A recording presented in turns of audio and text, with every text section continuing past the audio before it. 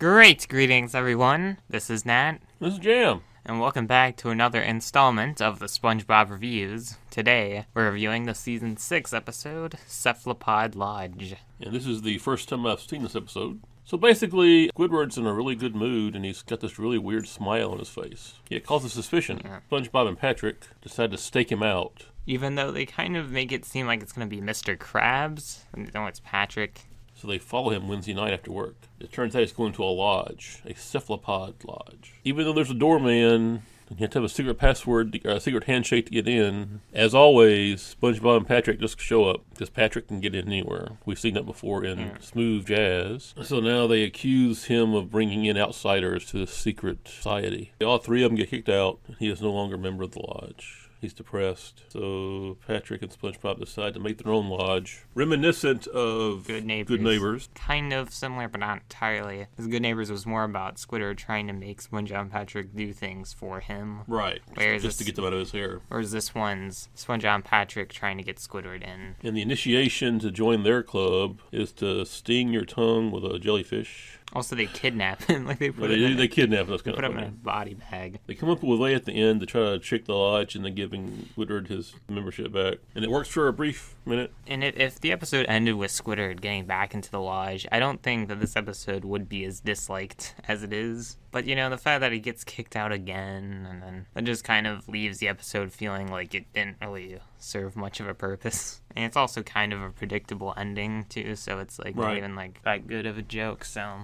The plot to this episode isn't very good, though I will say that the character interactions are pretty good in this episode. Yeah, I did laugh a couple times. There's some pretty underrated lines, like when Squidward goes, "Did you get dropped on your head as a baby?" And SpongeBob goes, "Oh, how did you know?" That was funny. It's like the delivery on that line, too, is really good. The disguise gag is one of those that's kind of weird on the first watch, but like when you rewatch the episode, and it's better. After SpongeBob explains his plan with the sock, Patrick's like, "There's only one flaw." Squidward's like, "One flaw?" So I'm very divided, I guess, on this episode. It's not horrible, but it's also not great. So overall, I'm going to give it 2 spatulas. It's kind of meh. Yeah, I'm going to give it 2 clarinets as well. This might be one of those rare chances that I could give it 2.5 if we did that, but we don't do that, so... If the episode had ended with him getting back in the club, maybe 3 spatulas, but... Like I said, there were a couple of good laughs in it for me, at least.